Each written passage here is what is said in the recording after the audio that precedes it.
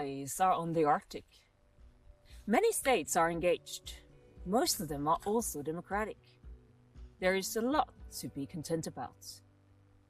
But foreign policy is like Arctic weather. It can be beautiful. It can be dangerous. At least unpredictable. When we head to the mountains, we must be prepared for all weather conditions. The mountain codes are drafted to ensure a safe and memorable trip. These mountain codes are also relevant for Arctic development. Here are the Arctic Frontier's 7 mountain codes for a sustainable future beyond borders. 1. Development in the Arctic must happen on our terms. 2. Trust science. 3. In quest for solutions, the map is our theory, the terrain, traditional knowledge. 4. Choose safe paths. Invest in local communities, technology, and education. 5. Our survival kit is robust infrastructure and collaboration beyond borders. 6. The cookie-cutter model doesn't work in the Arctic. There's no shame in turning back. 7. Always know where you are. Follow these mountain codes and we can build a sustainable future, no matter the political weather. Enjoy the hike. Welcome to Arctic Frontiers 2025 Beyond Borders.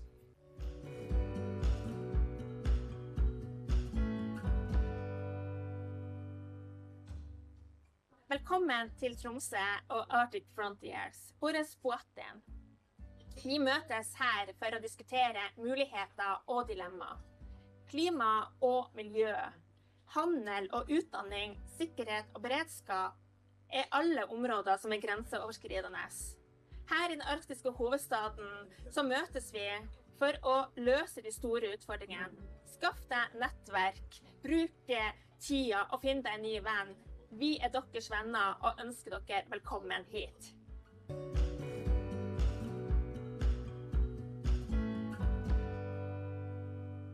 Arctic Frontiers has become the place where we gather the most important voices from the Arctic. In 2025, we meet again in Tromsø under the title Beyond Borders. And yes, that might sound a bit strange in a time when the world seems to be building more walls than bridges. But that is precisely why this meeting is so crucial. With increasing geopolitical tensions and climate challenges, we really need to talk to each other. We need to share knowledge, listen to one another, and create hope for a better future. Arctic Frontiers was started 18 years ago by some truly visionary researchers and business leaders. They understood that we must bring politicians, researchers, and the business community to the same table. Because good decisions require insight, not just opinions. In the Arctic, we have always known that we depend on each other. Our extreme conditions have taught us that cooperation isn't a choice, but a necessity. We share knowledge, we build friendship across all borders. I often think of John Lennon's song Imagine, which is about exactly this. Imagining a world where we look beyond what divides us. Let us use Arctic Frontiers 2025 to do more than just dream. Let's take action. I look forward to meeting you. Welcome.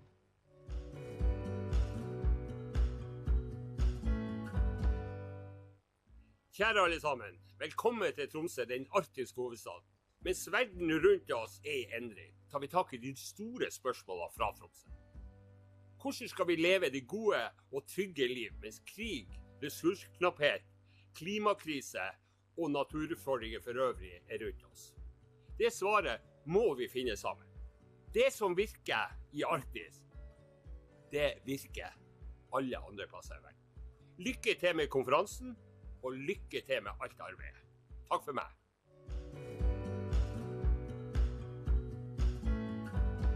Boris Poetem, On behalf of the Sami Parliament, it is both my pleasure and honor to welcome you all to Sápmi, the homeland of the Sami people. I would, of course, also like to welcome you to the fantastic Arctic Frontiers 2025. Unfortunately, I am unable to attend the Arctic Frontiers this year. As many of you know, the Sami people live across borders in Finland, Norway, Russia and Sweden. Therefore, this year's theme, Beyond Borders, resonates with us. We aspire to be Sami with as few obstacles as possible from national borders. Tromsø, or Romsa as it is called in the Sami language, is a Sami city and home to many Samis. However, in the past, Norwegianization and border closures have significantly impacted the Sami community in Tromsø, restricting their movement and affecting their cultural and economic practices. Therefore, I highly recommend a visit to the Tromsø Museum during your stay. The museum features exhibitions that showcase both the traditional Sami way of life and the modern experiences of being Sami today. With these words, I wish you stimulating discussions and a successful, enriching conference. Enjoy your time in Tromsø. Kiitos.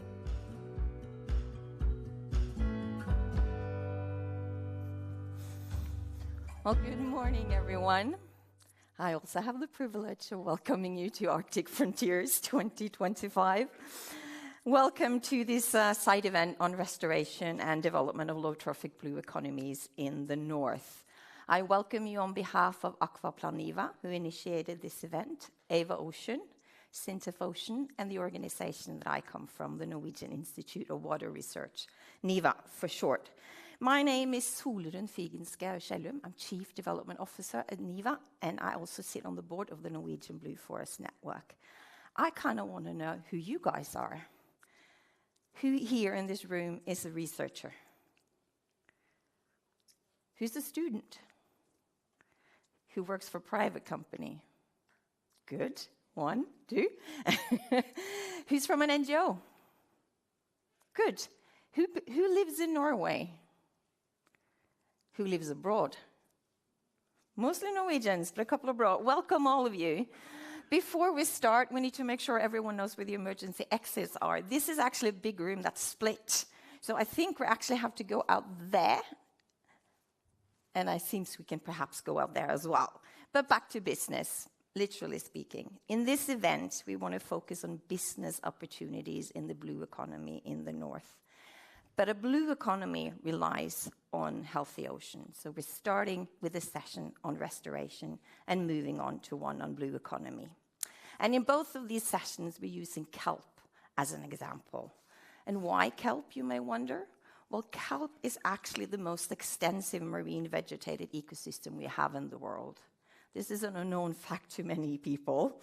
But it predominantly lives in cold water, so in temperate, subarctic and Arctic regions. It covers about 25 to 30% of the coastlines around the world. It's about 1.5 to 2 million square kilometers.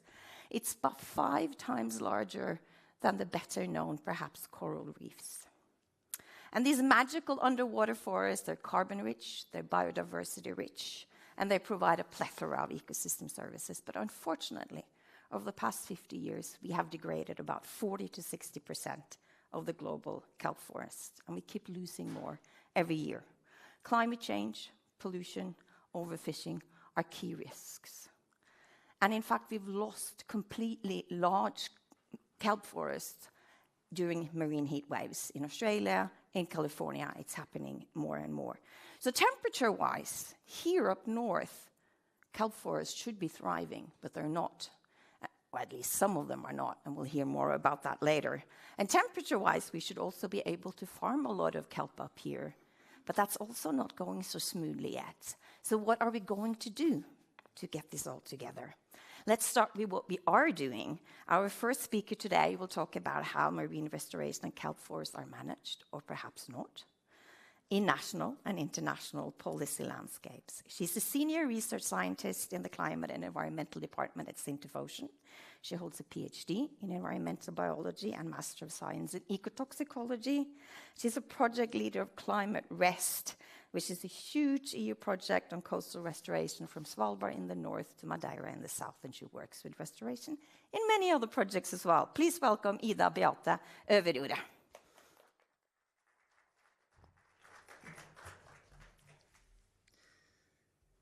Thank you, Solrun. Hope you can hear me. Okay, so I'll give you a brief introduction. I don't have a lot of time, but I'm happy that Solrun now set the stage with kelp forest and its importance and the threats. So let me see. Oops. Yeah, so as you know, hopefully we have the triple planetary crisis going on with problems of biodiversity loss, climate change, and pollution. And it so happens that both pollution and climate change are a threat to biodiversity, together with others like the loss of habitats, overconsumption, and also invasive species. So this is an example of a healthy kelp forest. You see here a three-dimensional structure that the kelp forests are creating for a habitat for fish, for example, and lots of other animals. It has a commercial value. It's very important for the recruitment of cod, for example, in Norway. This example is from Portugal. So the kelp forest looks more or less the same across the world. And as Solrun said, we have it all over the world, and it's threatened all over the world. And some of the threats are similar across the world. One example that we have from Norway, from northern Norway, are the overgrazing, where sea urchins have come out of control, and the ecosystem have crossed the tipping point, where you end up with sea urchin barrens. What you see on the picture is sea urchins sitting in these barrens, just waiting for any sort of small kelp to start growing, and they will eat it. So the kelp forest is not able to come back. So to restore this ecosystem, we need to remove the sea urchins, and you will hear more about that later. But what is good is that recently this has become it has gotten global attention. So we don't really see what's below the water surface. So if you dive down, you will see this problem, but it's not on people's attention and agenda. But recently, in 2021, the UN Ocean Decade started with the focus on ocean science, and also the UN Decade of Ecosystem Restoration, with the focus on restoration of ecosystems.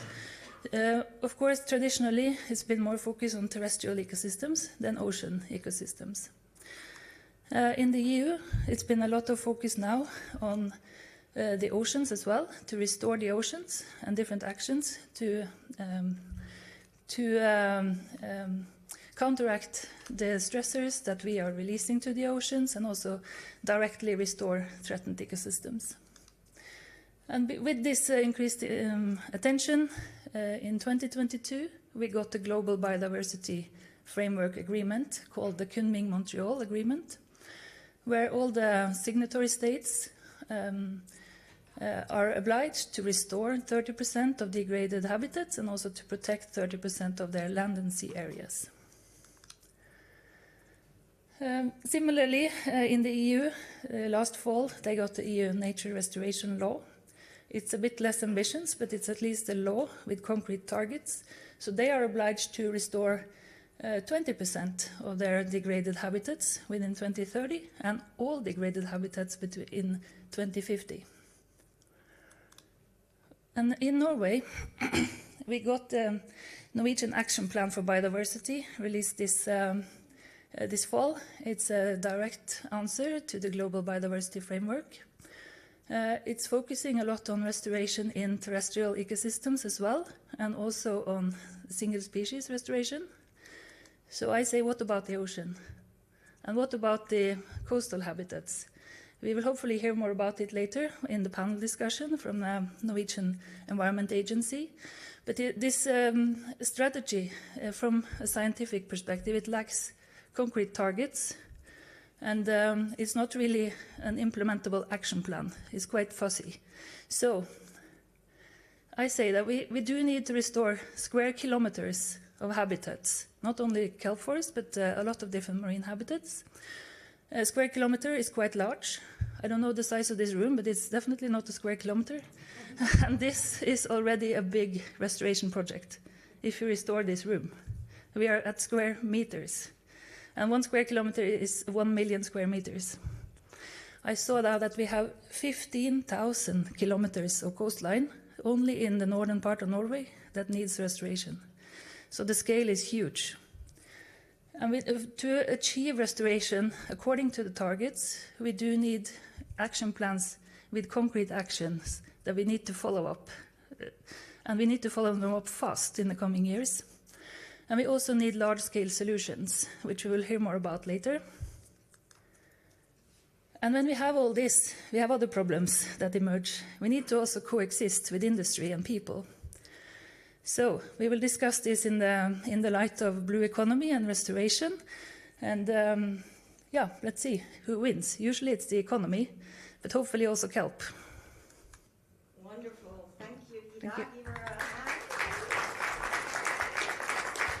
Just a quick question. I know you talk to municipalities, and these kelp forests, they're in the planning zone for the municipalities. How easy or hard do they say it is to restore the blue forests? Well, first of all, they struggle with finding out where to restore. It's believed that municipalities know where the nature is degraded, but we talk to them and they say they don't know. They need help with mapping these areas. And it's also not very easy to have a good area plan, a management plan for the coastal zone. It's very complex, and it's not always clear who has the management responsibility in the different zones. So even though we are in the zone with the municipality governing the area, usually, as I say, the economy wins over nature. So it's very hard to find the good areas to restore. Thank you, Ida. Now, Ida addressed the challenges, which is important to know, but I am here to welcome an optimistic person. So thank you, Ida. I am here to welcome one of my colleagues. She thinks we can do it. And she is a marine researcher and a scientific diver who has spent countless hours in the northern Norwegian cold kelp forest. She's been supporting volunteer restoration with scientific guidance, and she's part of a NEMA team that has been working with kelp restoration for almost 40 years. So I'm just going to welcome you up to the stage, Dr. Pernilla Karlsson, and tell us, please, how do we do this? Thank you very much. Yes, I was born optimist, and this is the story of how to restore kelp forest and why we should do this. This table is very bad position. How many of you have seen the kelp forest? That's good. That's more than the general audience. Most people are not the divers, so they don't see it. You know, it's a fantastic place to go diving. It's 3 to 15 meters depth. That's where you usually see the kelp forest. Hard, rocky bottom. Perfect diving depth. You have all the time in the world. The kelp forest is super important for us. It binds nitrogen and phosphor. It helps us prevent against eutrophication by that. It protects the coastline from erosion. We have more than 300 species that you can find in a kelp forest in north of Norway. On 1 square meter, you can find up to 100,000 individuals of snails, crustaceans, polychaetes, etc. That's more individuals than you find of habitants in Tromsø. And one other important thing with the kelp forest is that it's the kindergarten of the sea. But this is, as Ida also showed, this is how it looks as of today. You have an urchin barren. This picture is taken outside the airport here in Tromsø.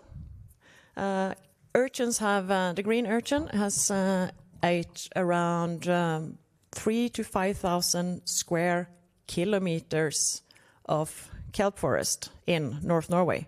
So that's the number we're talking about if we should do restoration in big scale.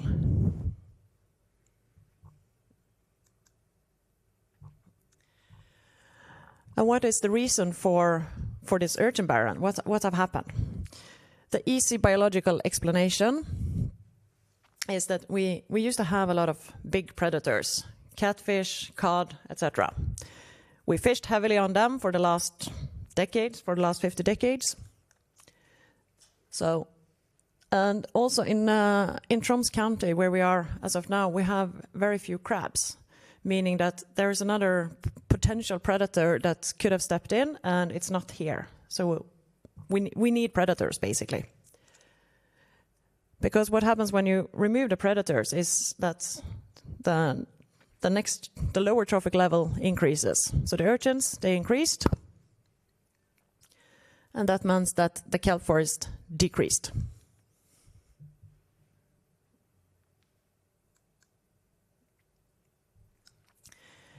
The kelp forest is super productive. There are estimates saying that the Norwegian kelp forest can support 1 to 2 million tons of cod per year. Norway lands around 2 to 2.5 tons of cod per year. So that says something about how important kelp forest is for fishing economy. The total value of kelp forest, when you look on eutrophication protection, kindergarten of the sea, recreation, etc., in North Atlantic it's been estimated to around 17 million euro per square kilometer. If you then take the numbers I told you before, that the sea urchin has grazed down 5,000 square kilometers, multiply them and you end up roughly on 80 billion euro annual value. So I think we can let the economy win and the biology win as well.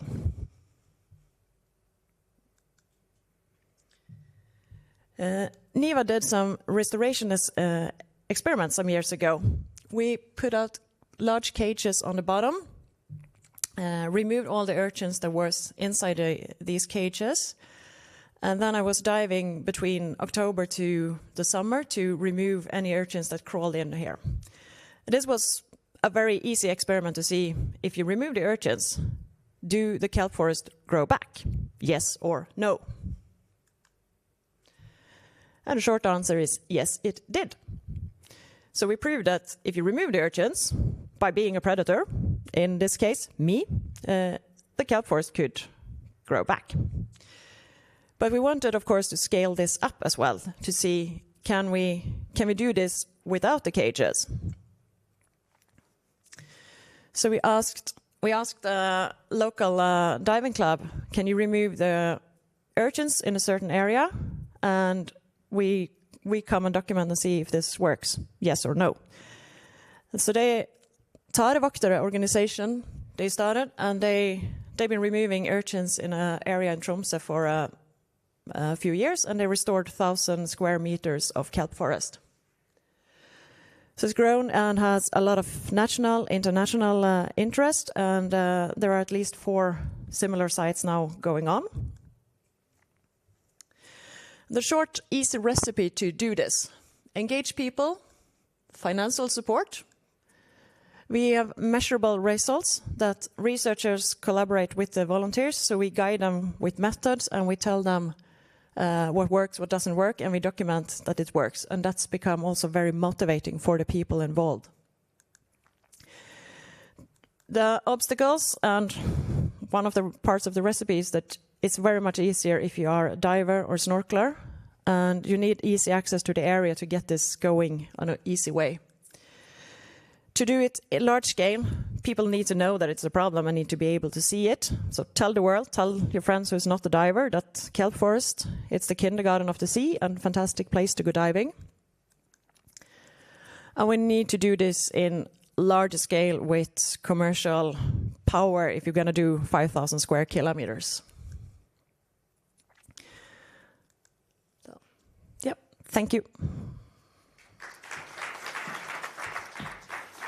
Thank you so much, Pernilla. You started with an important bullet point on the top of your last slide there, engage people. Can you sort of reflect a little bit on how we do that?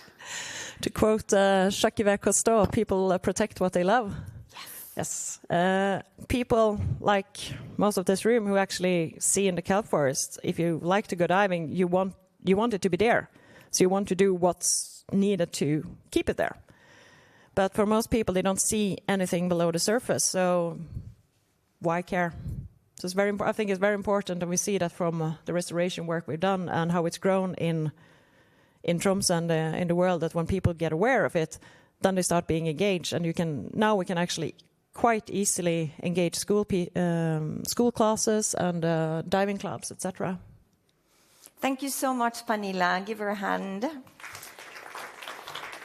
But you can stay, Pernilla, because now we're going to have a little bit of a discussion, and we're hoping to take a few questions from the floor as well.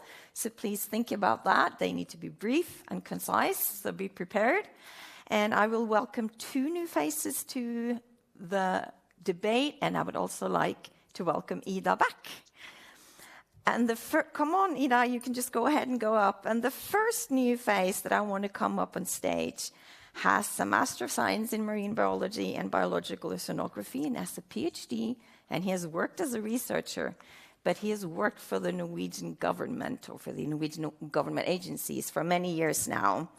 He works for the Norwegian Environment Agency, and he leads the section for ocean management and marine biodiversity and chairs one of 2 advisory groups responsible for the knowledge bases for the Norwegian ocean management plans. Please welcome Øystein Leiknes to the stage.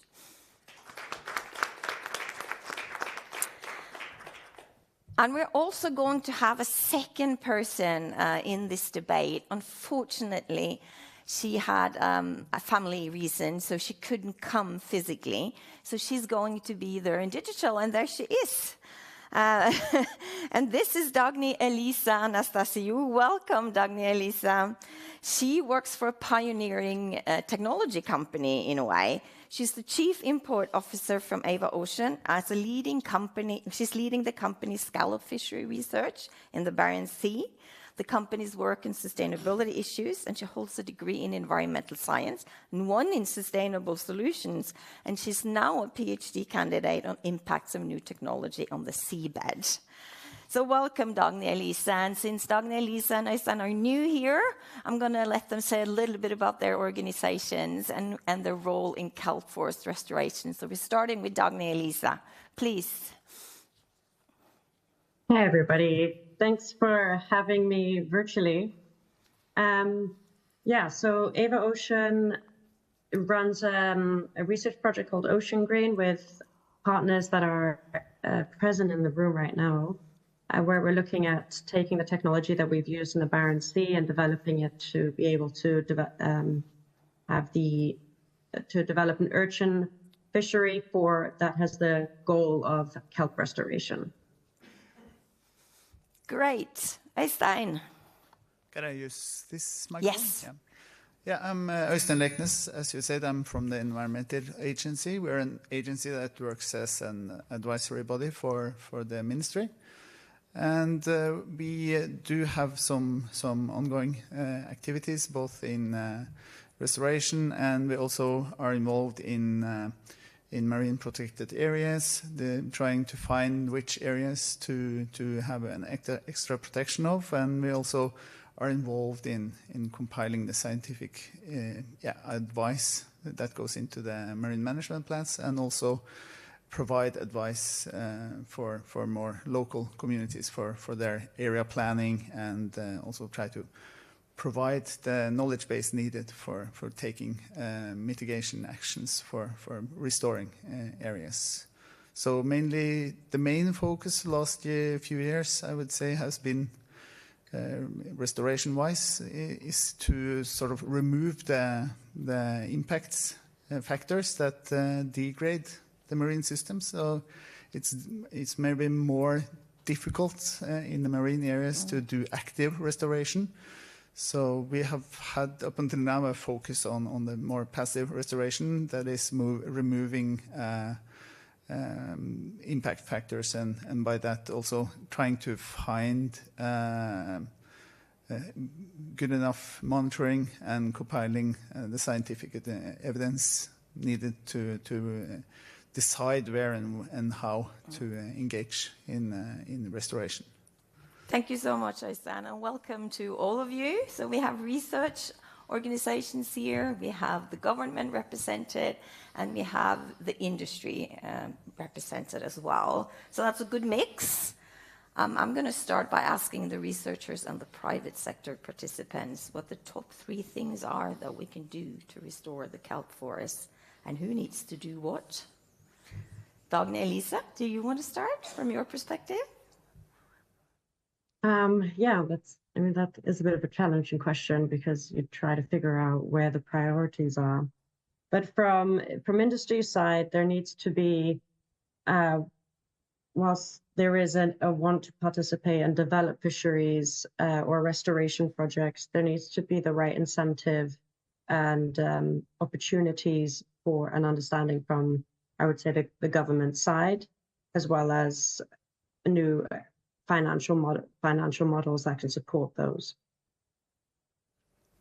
Good. We will come back to these financial models. I think in a lot of the research that's being done, this is pointed to, that we need new financial models to fund all of the large-scale restoration that we need to do. So, Ida Beate, do you want to continue? I can continue. Is it on? Supposed to be on? I think it works. Now it's on? Yes. Okay. So it's on when it's 0. Good to know. So I think that we need more innovations to be able to do restoration large scale. That's really important, because we can't do this by hammering sea urchins in 5,000 square kilometers. It's impossible. So we need something, some machinery, and also some incentive of those who are building machinery to further develop that. And I do agree with these new financial models to be able to facilitate innovations and markets, etc. And we need to have someone to run this in the long term, and that means we need predators. We need to restore the balance of predators versus urchins and kelp forest in the marine area by either putting out predators and from us, from humans, and also to protect important predators from fishing pressure. Just in case it sounds like they disagree, they don't really. Because really these things need to be combined, right? You need to harvest the urchins, and you need to perhaps put in predators to make the system balance again. And also we are seeing this shift from this hammering of the urchins to more innovative technology. That's exactly what Dagny Elise represents, so we will come back to that. But you all said, or you said, what we need to do, but you avoided the question, who needs to do it? Do you want to elaborate a little bit on that? Well, it shouldn't be researchers, I think. It should be industry in the long term. We can facilitate and find solutions and demonstrate large-scale solutions, but you can't base this restoration on research activities. That's my opinion. And when it comes to restore the balance in the ecosystem, when it comes to prevent or protect certain areas, certain species, and certain places of fishes from fishing pressure, I'm looking on you by reason. And also, and also if we would put out, for example, catfish steinbit, then someone needs to approve, and it should be a collaboration between the government and researchers. Øystein, you get a chance to respond, and I know you're working on some new things, so maybe you want to elaborate a little bit on what the Environment Agency is doing in terms of new initiatives. Yeah, so as you probably know, the Environment Agency is tasked from the ministry. And we also have the Fisheries Directorate that have their tasks given from their ministry.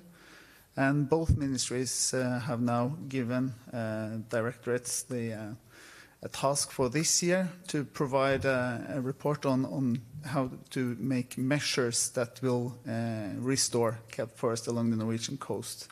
So this means that it's a joint effort. So in the Environment Agency, we are also very keen on sort of looking into new solutions, but we do rely on support also from the Fisheries Directorate, since they are the ones that are giving out the fish quota. And also, I know that when it comes to coastal areas, we would also need to perhaps regulate the tourism fisheries a little bit stricter. So I know that they have also been working on new measures and new regulations for the tourism fisheries, which also could sort of help restoring the predators that are needed, because as we have been shown, there are many good examples also from the Porsangerfjord using lime, etc., for sort of semi-large-scale examples. So we know that removing the sea urchins is probably the most effective on the short term, but then it's a case of sort of cost-benefit analysis to decide whether or not this is a long-term solution, and if you are willing to sort of risk the impact that liming has on the non-target species. So it's but this has been pushed from the highest level. This was a strict order from the Parliament when they were signing the next Norwegian management plan for the Norwegian seas. So this is it's an expectations from the highest political level, I would say. So it's we need to step up the game. So I think this is very good news that we're going to get a national kelp action plan, but and of course you cannot say what's going to be in it. But like, how broad is the mandate? Can you like give some teasers on that? The mandate is to the fisheries. The Ministry of Fisheries has mandated Fisheries Directorate to give a direct task for the Institute of Marine Research to put on a new advisory group that is also including the Fisheries Directorate and the Environmental Agency. So we are sort of giving input to that plan, and they are thinking really broad, I think, and it will be a lot of activities on this area coming year. Very good to hear. I'm going to ask Øystein one more question, and then I'll take a couple of questions from the floor, and then I'll come back to Dagny and Lisa. Ida Beate, she pointed to the challenges for the municipalities and that there's data missing or they don't know where to restore, they haven't mapped, and all these things. How can you, as an environmental agency, help the municipalities? Obviously, they're sovereign bodies in Norway, but there is a collaboration in a way. Can you maybe say a little bit about what you can do in terms of changing that on a municipal level? Well, on a municipality level, I would say that perhaps what they lack the most is a sort of area mapping that is covering sort of the whole municipality. So we have for specific projects, etc., you have pretty good solutions for what to go out and monitor and map before you do make a new road or a new bridge or whatever. But what they do lack is that they need to know where things are before they decide what to put where. So this has been shown for the last years also through the NRK, which has a main focus on land, but also the same goes for the marine systems.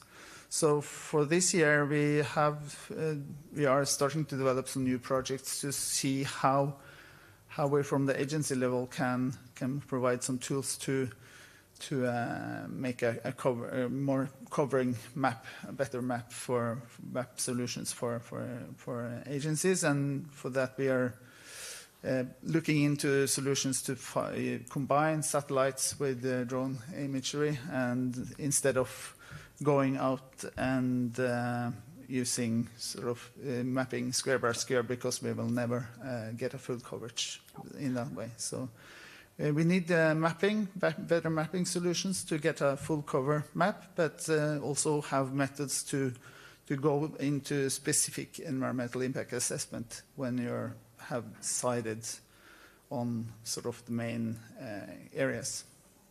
Good. And we should perhaps say that there is a lot of technology innovation going on in terms of mapping, and NIVA is in charge of what we call a national infrastructure program to develop solutions for mapping with drones and being more cost effective. But are there questions on the floor? Philip, say who you are before you ask your question, please. Thank you. Philip James from the FEMA here in Tromsø. Thanks for a super interesting discussion. You've mentioned, and we all know that sea urchins are an issue. We know that we need financial support to remove them. Maybe someone on the panel wants to talk about the value of the sea urchin resource as well, and how to incentivise the extraction of the sea urchins, because there is value in that resource. That's a very good question, Philip. We'll do that in the next panel, so have some patience. Any other questions?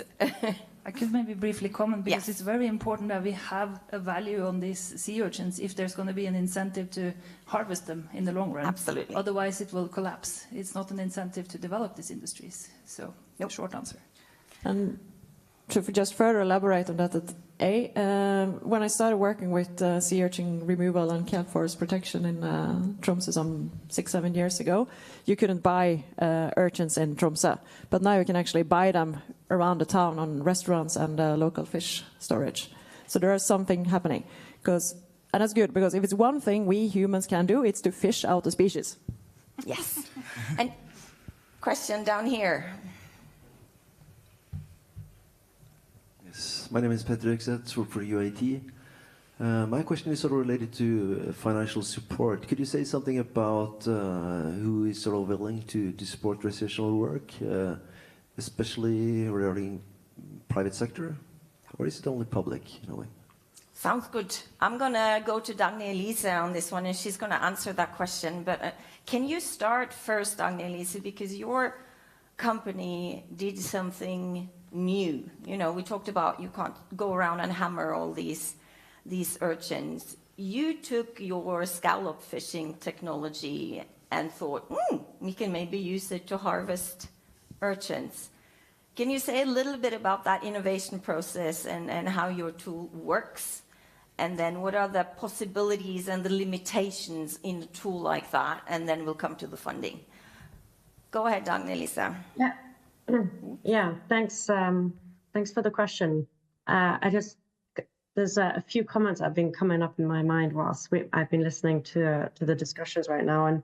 And while there seems to be a lot of future talk that restoration will happen for industry to become involved in the future, whilst it kind of, I mean, we're already trying.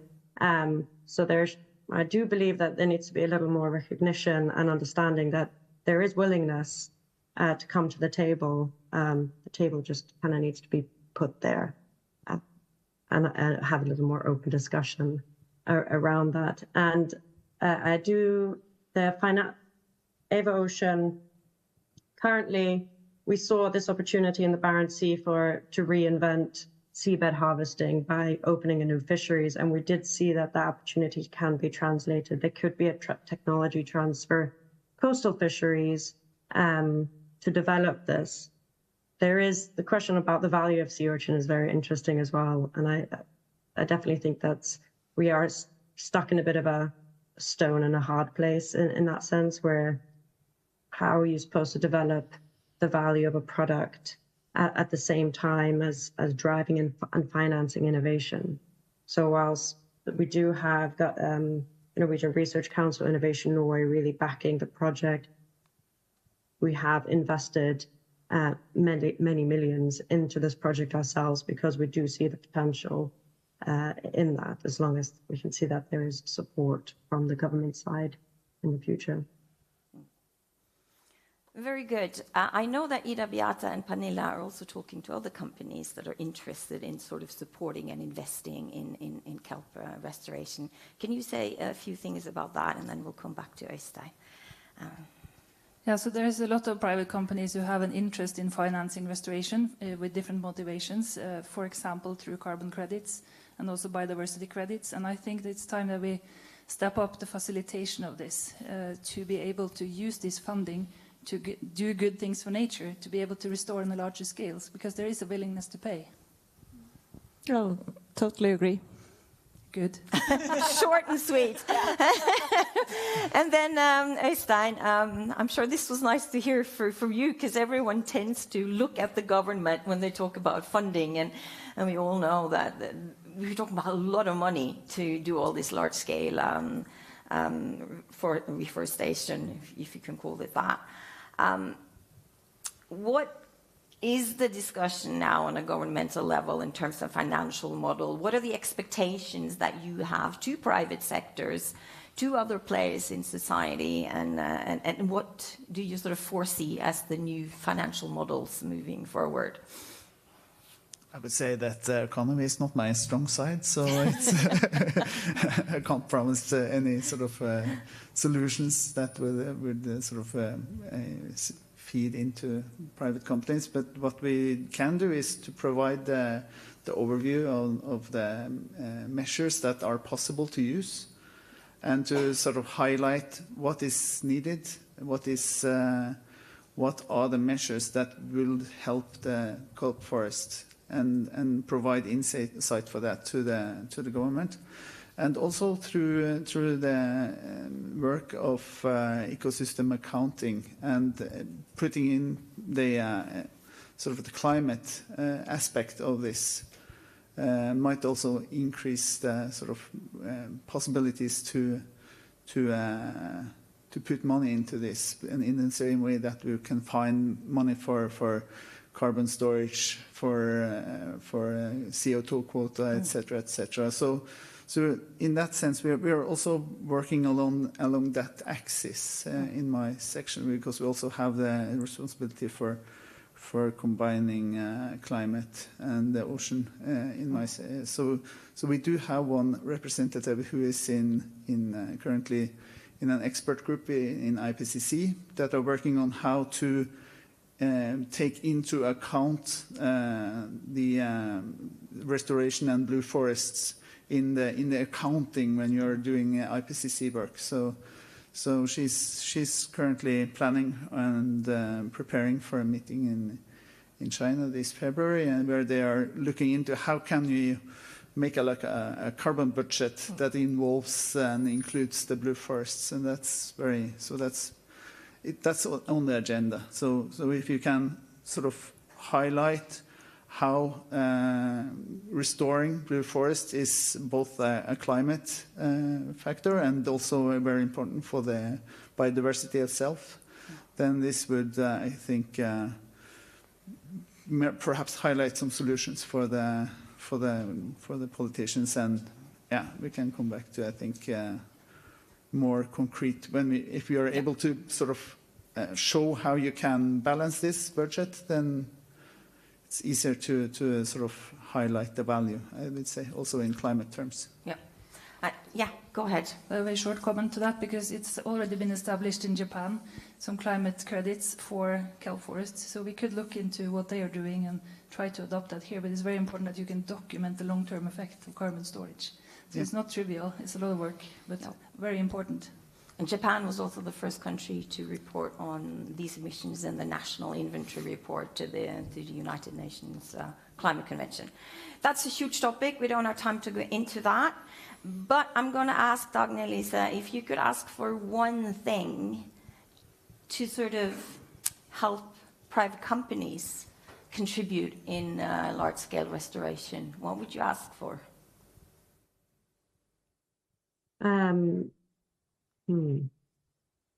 I would say a more open line of communication for industry. Interesting. You can comment on that. And then it's a final question to these three people in the room here. Pernilla started very optimistically. We can do it. So I'm going to ask all the three of you, are you all optimistic? Can we do it? Ida Bjarte, you get to start. I believe we can do it, but we need some speed. If we're going to reach the targets in time, we can't just keep pushing it.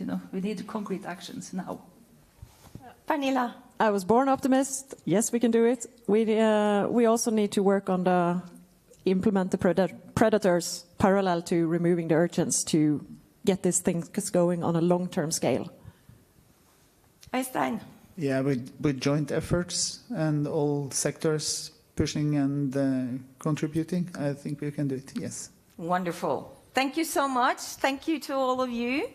And we're going to have like a 1-minute break, but sort of stay seated because we're moving straight into the second half of this side event. But thank you all so very much.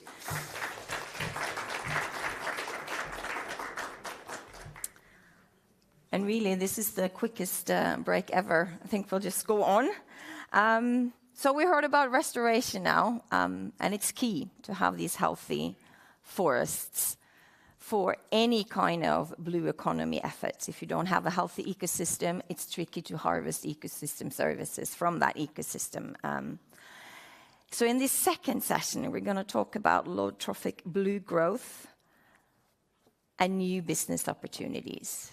And low-trophic, that's like a fancy word, but it's really things low in the food chain, and we're not going to talk about fish, to put it very simple. And we're going to, for this part, have a focus on Northern Norway. And I will start by saying 1/4 of value creation in Norway comes from the ocean. And a lot of it is seafood. We have very important commercial fisheries, and we have an important industry linked to farming of salmon. And 90% of the value creation in seafood comes from the northernmost counties, the 5 northernmost counties in Norway. So this is a really critical industry and value creation for the northern part of Norway. We have a growing population, not just here, but globally. The world needs more food. And where do we get that food? So many of the sort of thoughts in Norway of increasing seafood production even more comes from this perspective of providing food for a growing population, and hopefully with a lower climate change emission or footprint than other food sources have. We have ambitions for offshore aquaculture in Norway, and there are also ambitions for low-trophic aquaculture, such as kelp farming. And the question is, can kelp farming become a new large industry providing food and jobs? And we have another optimist who's going to come and talk about that topic. Our next speaker is going to talk about macroalgae cultivation in the north. She's trained as an ecophysiologist and works at Akvaplan Niva. She's the director of the Laboratories and Infrastructure Department at Akvaplan Niva. And a key thing in that department is a new marine research station called FISK, which is central in Akvaplan's plans to go into more low-trophic aquaculture or simply farm new species. And she believes in low-trophic species as key to sustainable increase in food production and a green transition. Marianne Fransen, welcome to the stage.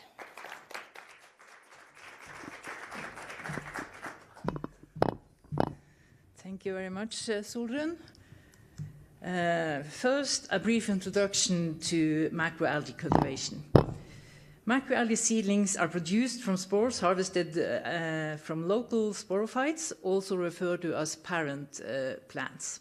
The use of local sporophytes is mandated to prevent genetic pollution of native kelp populations.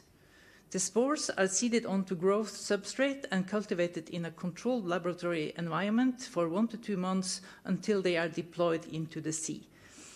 Until they develop into juvenile sporophytes. During this phase, the growth substrate must be supplied with filtered seawater at a low, stable temperature and exposed to a controlled photoperiod of white light. This land-based phase is in the production cycle represent one of the key bottlenecks in scaling up the macroalgae industry.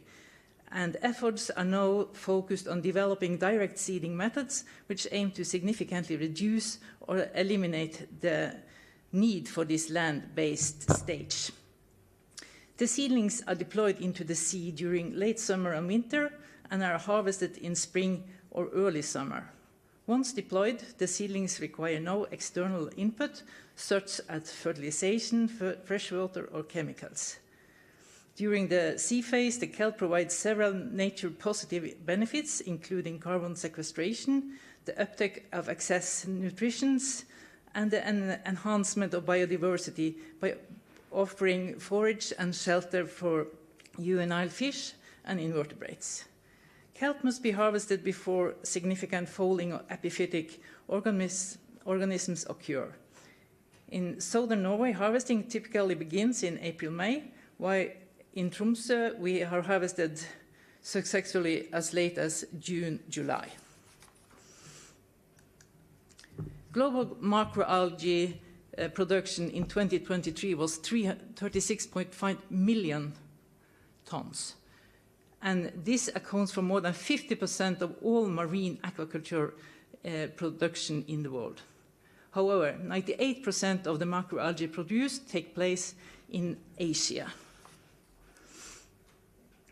Norway is particularly well suited for macroalgae production due to its extensive coastline, cold, nutrient-rich waters, and strong expertise in aquaculture and marine industries, factors that provide ideal conditions for large-scale cultivation.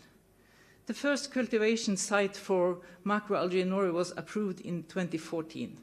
According to the official statistics of the Directorate of Fisheries, a total of 111 cultivating sheets has been granted by the end of 2023. These sites covers an area of 650 hectares or 6.5 square kilometers. Not so much compared to all the forest that has been removed. And this area also represents 7% of the total area allocated for salmon and trout farming.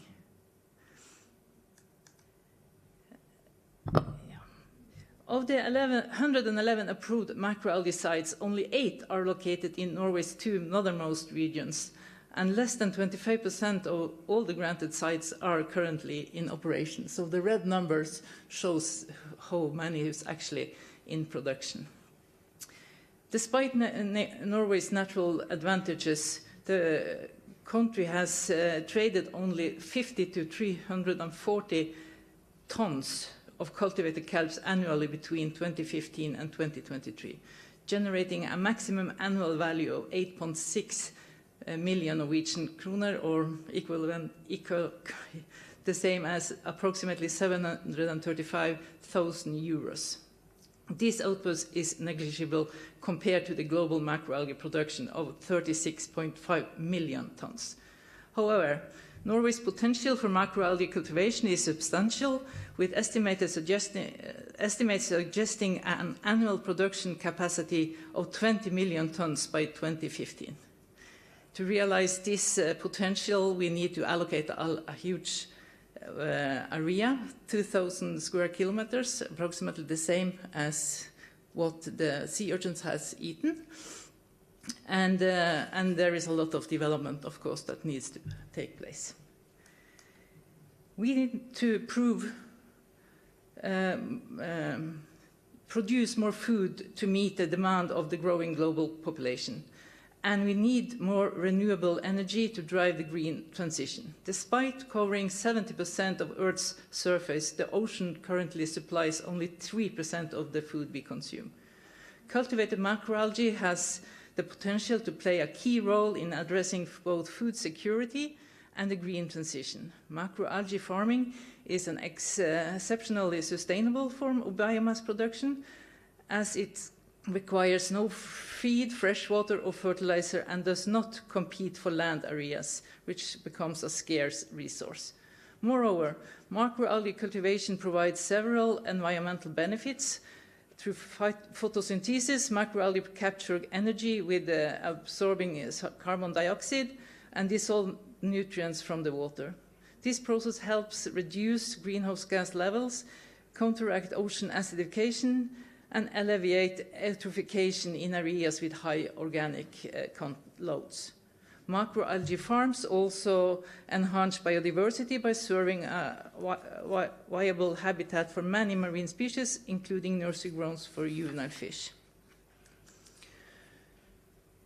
The majority of Norway's marine territory is located in the northern regions. While the lack of light during the polar night was previously thought to limit production potential in these areas, research has now demonstrated that northern Norway's unique natural conditions with the stable, cold and nutrition-rich water year-round are exceptionally well suited for macroalgae farming.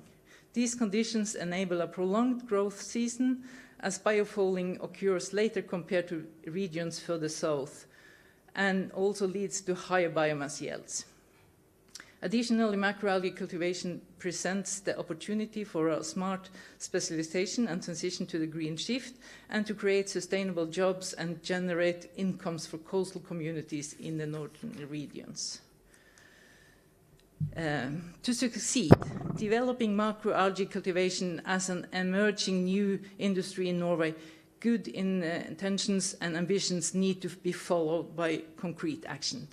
So we need a national strategy for macroalgae production, and that should be developed. Incentives funds ensuring research and development initiatives developing all nodes of the value chain in parallel should be established.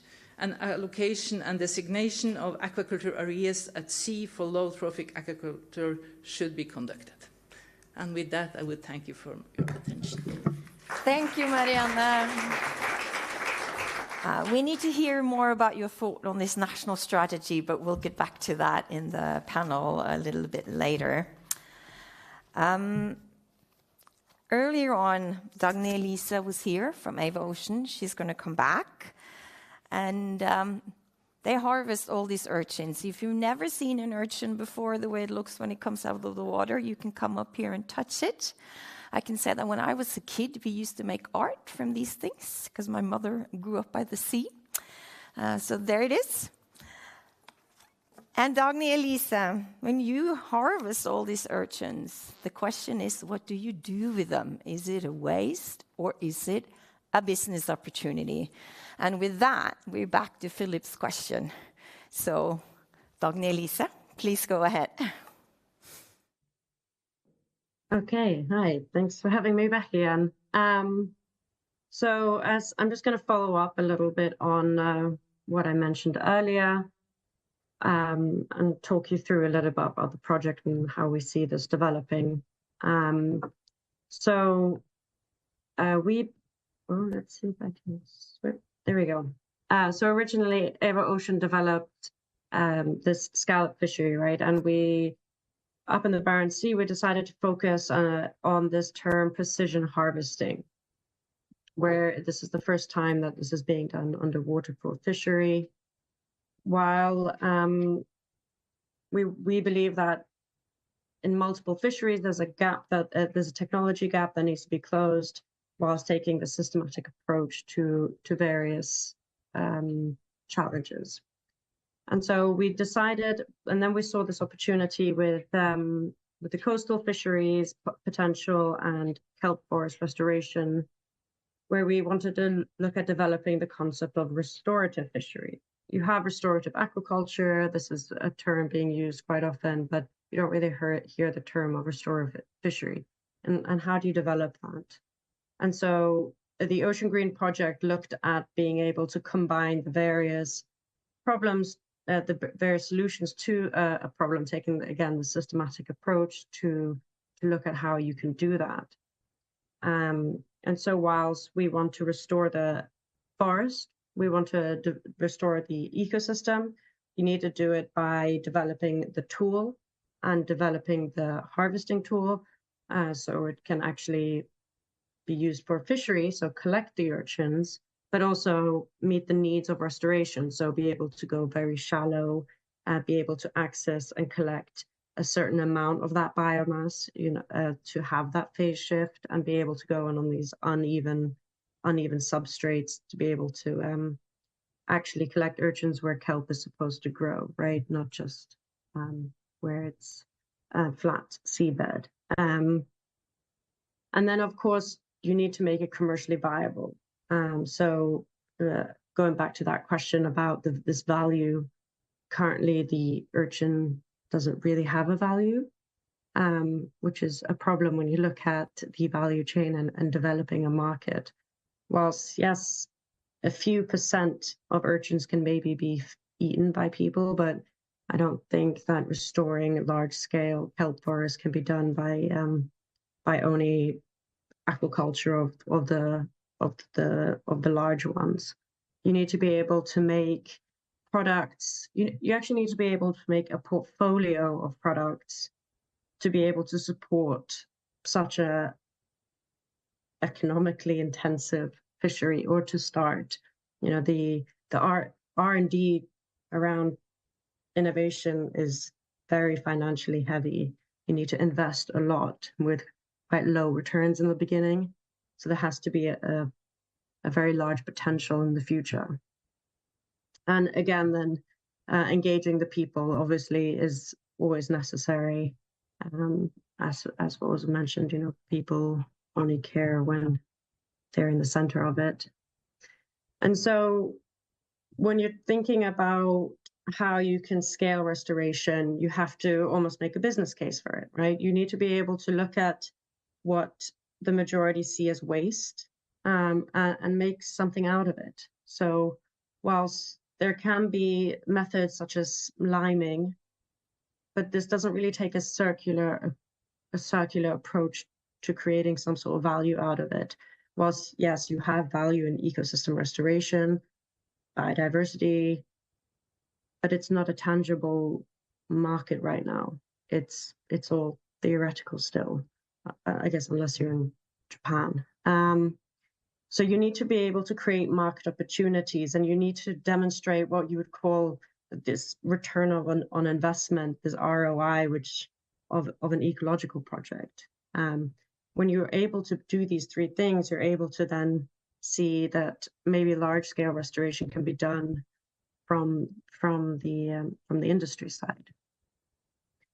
And it's not easy. And I thought putting up our work packages of the Ocean Green project is quite a nice example, because it's not what you'd think as an isolated incident or an isolated event. It's not industry developing a tool and then suddenly the market developing the demand for a product and then research happening at the same time, because everyone works quite differently. There's different communication, there's different language, and there's different time scales.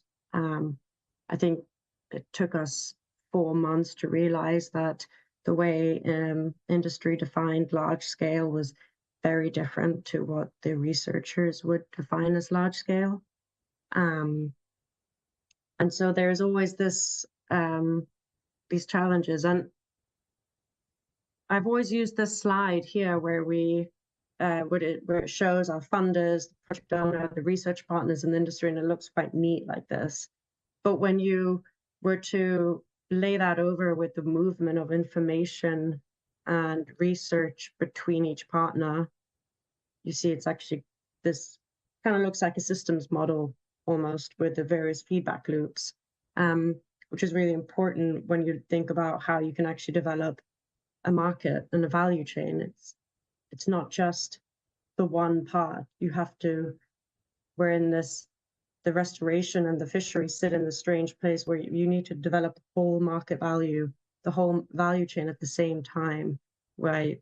Which is virtually impossible if you don't have real collaboration. And it's not just real collaboration between industry and researchers. I think industry partners need to come together more, actually, to develop this on large scale, because you can have an industry partner for the harvesting technology, but it would be great to have strong industry partners in the product, commercialization of the product. So it doesn't all just land on one. So from our side, just to round it up a little, we have this saying that the bottom of the sea is the most exciting place on Earth. And so that's true for our scallop fishery, which is out in the Arctic at 100 meters, but I think it's just as exciting in the coasts and in the fjords of Norway. And we just need to be able to take a very different approach, right? I would say instead of working on the same solution, or this, you just come in from a different side and build a completely different solution that makes the old one obsolete. So yeah, thanks for listening. Thank you so much, Dagny and Lisa. You have brought up this topic of communication twice now, and I think this is a really interesting one. We'll come back to that in the panel. But I want to ask you one question before we start the panel. What would you say is the biggest driver for your organization to get involved in restoration? The lost opportunity, I would think, is the biggest driver. Where as a company, the values of the company is to take a nature first business model to any approach, and we see that there's so much room for innovation in the technology and the harvesting. We've just as an example, the scallop fishery, we've introduced a technology into that where that technology has stayed the same since 1850. And I mean, Norway's good at so many things when it comes to working on the seabed with other industries, such as the energy or an oil and gas industry. And I think now is the time to adopt that, but with a much better legacy on sustainable fisheries and restoration. Very good idea. And then just finally, before we get more people back on stage, you mentioned this nature first concept, so to say. What would you say is the biggest challenge for industry players to have a business model where you put nature first? I think being a fast mover in an industry is always hard because you can feel somewhat alone. We don't believe in developing the whole value chain ourselves. We want to find industry. I think other industry partners need to step up and reach out and start working on the same level to be able to develop that value chain, whilst you have research and government actively supporting in a more open line communication again. Good, thank you so much. We're going to get some more people up now. Again, in not very long, you'll get a chance to ask some questions, so have them ready. But we're going to get two new people involved in the discussion. But Marianne, please come back on stage. And the first new person is Gunnar Davidsson from Troms County Council. He's head of a department at the council, and the council is the entity that's responsible for issuing licenses for all aquaculture in Troms. Last year, they issued licenses for 200,000 tons of Atlantic salmon, but also licenses for cod, kelp, and other sea and land-based aquaculture, both for commercial and research opportunities. But you can say a little bit more about that very shortly, but we also want to welcome Philip James to the stage. Philip is a senior scientist at Nofima in Tromsø. He spent more than 30 years doing research on aquaculture for low-trophic species. He started in New Zealand and was the first there to work with lobsters, abalone, and sea urchins. And apparently New Zealand has started early with sea urchins. He spent 15 years in Tromsø, and he focuses now on king crab, sea urchins, and more recently also on kelp. And he coordinated a key project on sustainable low-trophic aquaculture a little while ago. So, Philip, you can start. Say a little bit about who Nofima is and what they do in terms of low-trophic aquaculture. Yep, thank you. Firstly, thanks for the opportunity to be here and to join the session. As you know, I work for Nofima. Nofima is the Institute of Food, Fisheries and Aquaculture, the Norwegian Institute of Food, Fisheries and Aquaculture. We have offices across the whole of Norway. We offer solutions and knowledge to the food industry, both seafood and terrestrial seafood industry, and the authorities that regulate them. The aim of NFEMA is to supply healthy and sustainable food to everybody. We know there's a lot of focus in Norway on salmon production, higher trophic species. And in Norway, we've heard already, and across Europe, there's now this new push to focus on diversification and increasing the production of food from the ocean, particularly with low trophic species like seaweed. NFEMA's, as we've heard, worked on a number of different species. Personally, I've worked on sea urchins and seaweed in the last few years more intensively. And then, as Sora mentioned, we were fortunate to coordinate this project Aquavitae. This is the legacy document. If you want to have a closer look, please go online. And that focused on low trophic value chains across the whole Atlantic. So 35 partners, 15 countries, and it focused on all the challenges and some of the solutions which applied both to Norway and across Europe. Thank you so much, Philip. And then Gunnar, tell us a little bit more about the role of the Troms County Council. Yeah, thank you. And thank you for the invitation as well. Well, Troms fylkeskommune, or Troms County Council, is the regional government responsible for, among other things, all upper secondary school education, road administration, public transportation, ferries and things like that, dental clinics in every community, as well as the administration and of aquaculture licenses in the county of Troms. So our task is to ensure that the aquaculture activity is complying with all national as well as local or regional regulations. Coastal area plans, responsible there is the municipality. And also that the activity creates value for the population and is carried out in a sound and sustainable way. Thank you so much. It sounds like you guys have a lot to do. How easy is it to prioritize sort of development of new industries? Well, you said in the introduction that we issue licenses for 200,000 tons a year. That's not entirely correct, but the production is in our county is approximately 200,000 tons of Atlantic salmon. And we issue not so many new licenses, but there is a lot of activity going on. And there is also increased interest in, for example, kelp forestation or kelp aquaculture. Not so much, there are only 2 active sites, even though there are a few more licenses. But there is an increased interest, and also for other species, maybe particularly cod. Great. Short answer. Thank you so much. I'm going to ask you a couple of more questions before we sort of dig really into the challenges and how we fix them. But Gunnar, you said there's a bit of an increased interest. Can you say a little bit more about that? Is it a few players that contact you, or is it like a huge change in terms of farming kelp? No, it's not a huge interest. There's some interest, and it's a little bit increasing. But this is not any major thing going on. But the interest is increasing, but the major problem for the whole aquaculture industry in our areas and probably in Norway as a whole is that the industry is lacking the knowledge of where is it viable to produce different species.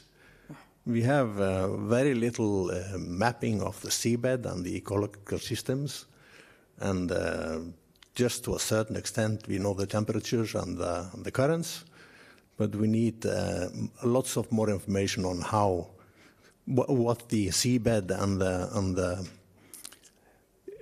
biological, both what we want in terms of both feeding different species, nature that we need to preserve in the ocean bed. That is fairly unknown area. So we need to increase our knowledge on that area. That sounds like a challenge for the research community. Marianne, do you want to comment on that? Is it on? Oh, yep, it is. Yes, it's definitely defined as a challenge that we have too little knowledge, both about where to put things and what impact it might have. And that is, of course, also the big challenge for new industries to develop. So, and that's why I think we need this national strategic plan for how to get there. Because the industry, when it's new and upcoming, it doesn't have the capital or the forces to manage to find all these things themselves. And since we have a government that has stated that we have to increase the production, low-trophic production in the sea to manage the blue transformation and to increase our food production, they also need to help to find a way to get there. So we have to define some milestones, some production goals and a plan to get there. It's impossible for one municipality or one company to develop these things and put things forward. Thank you so much. So come back to that strategy idea. Philip, do you want to comment on this topic? I agree with Mariana. I've got enormous respect for small companies that try and start up a new species, aquaculture of a new species with all the associated challenges. It's very difficult. Legislation is an issue not just in Norway but in all the countries we looked at in aquavitae. It's very expensive and they take the risk. If they are providing an ecosystem service benefit to society, they are the ones that financially risk starting up. So I think we should support them as much and as extensively as we can. Good. And then a question to Dagny, Elise, Marianne and Philip. In your opinion, are the key challenges for having a vibrant kelp farming industry on the production side or on the market side? Dagny, Elise? Or not just kelp farming, also basically new innovative seafood products. That was supposed to be the question, Dagny, Elise. I believe the market, the market side when it comes to, I don't know, that is a difficult question. Can I say both? Because you have a chicken and an egg situation. So whilst it's a full value chain problem, it's not just the one.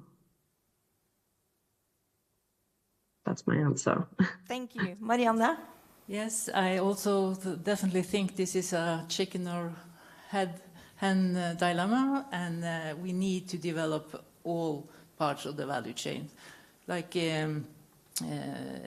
the kelp farmers have worked quite hard now to try to increase their production, and they have actually managed to do so quite significantly the last years. However, the market is not there, and they cannot then sell their products, get capital to continue the development, and they are really dependent also on new technology to be developed and new products to be developed, and then, of course, a market. And the market is not able to kind of develop the products before they are sure to have a high enough biomass and continuous supply of these materials. So they are kind of, they are waiting for each other, and then it's kind of, they dies out in the waiting.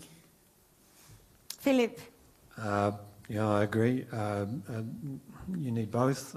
Production needs cost at least need to come down, and we've seen with seaweed how important markets can be. So a lot of production in not fully developed markets, which is a challenge. What type of species you grow is another, and the value of that in markets is another issue. And we saw also what 98% of seaweed is produced in Asia. That's a very difficult market to compete against. So I think market development is absolutely crucial. And time. We need time to develop any industry, as has happened with salmon, cod, for example. And then, Gunnar, it seems like it's both, but there's an emphasis on market in a way. How can the council help on the market side? Or who else in the government can you point to sort of get help on the market side? Well, I don't think now it's a question of what the council can do, because the council has limited resources. But I'm sure that in order to get this on rails, you need some real true money. You need the heavy financial businesses that can see a profit in this. It's doing small-scale startups, it's of course has its value, but it's not going to be an industry without the industry being a part of it. So we have a really big salmon industry in Norway. They're making a lot of money, but they are not using them in any extent on these kind of questions. They could and they should, in my opinion. And if the government were to impose regulations on the industry, for example, putting conditions on licenses that you do such and such things within this sector that we're talking about, maybe eliminating sea urchins from the area that you are operating in, or restoring kelp forest in a certain area as a kind of payment back to the nature of using their resources. That might be a viable idea, because this is the industry that is now paying huge sums of money to get their licenses. If you traded that in, okay, you're paying a lot of nature restoration instead of money. I'm sure they have the resources, both the economic resources, but also they control a lot of developing resources, and they have extended cooperation with the scientist community as well. So I will ask you one more question before we take from the floor. Just to building on what you just said, it's expensive to get a license, and then what happens if the market fails? It also comes back to Philip's talk about, we need to bring risk down for the industry. And I think one concern that we have noted, Marianne, you touched upon it as well, that the industry so far in terms of kelp farming has sort of focused on getting production up, but they haven't had a place to send the product. And we're actually seeing for the first time this year quite a lot of companies leaving the biomass in the water because they cannot sell it, and it's too expensive to harvest something you cannot sell. This is a concern, and it's sort of reminiscence of a similar situation we had with blue mussels some years ago, where you had to, the state had to spend money to clean up the equipment that was in the ocean. So the question is, how concerned are you about this, and what can we do to bring down the risk for the company to make sure we have viable companies and we don't end up in a situation like this where we have farms left and abandoned in the ocean? Yeah, go ahead. You can all answer this one. Yes, and I think we do need these initiatives that kind of take the risk away from them, and the industry should be an important part of it, as you say, but also the government needs to kind of, in a strategy, put aside the money that is needed for all the steps in the value chain. So both in terms of the research that is needed to answer the different questions, but also the solutions to help financing the startups to get there, to invest in technological development, to move things forwards. And we do have a lot of advantages in the country to go there, but we need to go the steps. And even if we have the ambition to have our huge volumes and really make new industries, the new industries needs to learn these things by failing and doing, and it takes time. So all these steps needs to be pushed forward by a common goal and some available resources to push the way.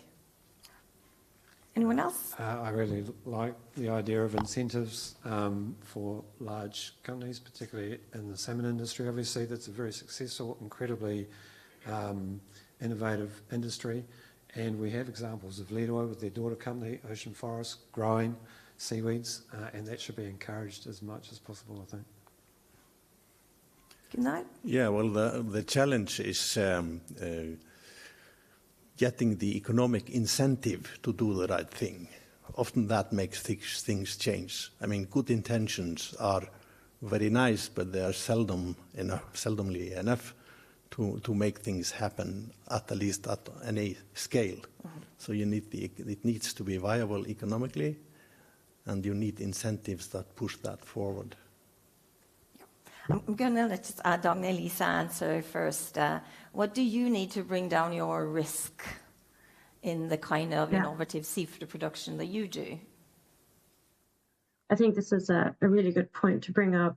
And the fear of harvesting large amounts of urchins and not having a market to take that on is very real for us. And we do believe that the development of these products in the market will happen, but as we keep hearing, this needs time. And so what I would want to see is financial incentives and financial aid to come in with tangible understanding that there's an ecosystem service that can come out of this. So the government, the community, the various government and community players of Norway pay for ecosystem services until the market can develop and become mature enough to stand on its own legs. Good. There appears to be no questions from the floor, and we're slowly running out of time, but I will ask 2 more questions. I'm going to take the liberty to do that, and that's the strategy that Marianne talks about. You get to do like a quick final pitch for it, and then I'm going to ask the rest of you if you agree. Do we need a strategy? And I will just add on to this. In June, we got new business plans for our oceans that sort of points to support in this direction, but it's not specific enough, perhaps. Do we need like an action plan like we get for kelp forest restoration, perhaps? Yes, Go ahead. I do think so. Yeah. And this has to be quite concrete in terms of what kind of goals are we going to reach. And I think a very important part to get there is also that we ensure that we can make an holistic management plan for this, because that is also a big challenge today. We have a very fragmented management of aquaculture.